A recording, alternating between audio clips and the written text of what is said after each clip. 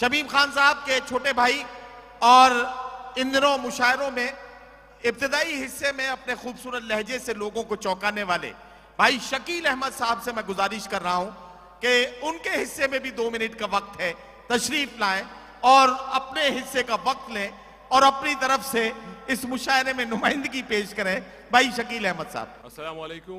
وعلیکم السلام۔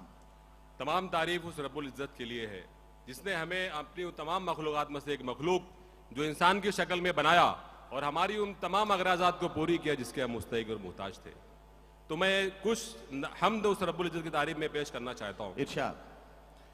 تیری ذات ہے لا مکان رب عالم، تیری ذات ہے لا مکان رب عالم، مگر تو ہے ہر سو یا رب عالم۔ واہ واہ واہ، کیا کہنا، نہیں تیرا ثانی زمانے میں کوئی،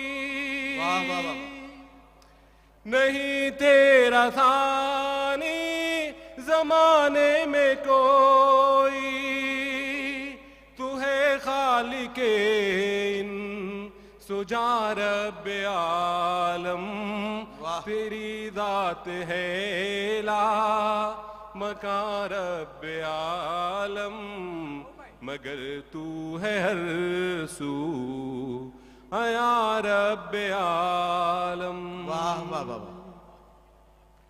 یہ بادل یہ دھرتی یہ کوثر و دریا، کیا کہنا، واہ واہ واہ، یہ بادل یہ دھرتی یہ کوثر و دریا، تو ہم سب پہ ہے مہربان رب عالم، تیری ذات ہے لا مکان رب عالم، کیا کہنا، مگر تو ہے ہر سو یا رب عالم۔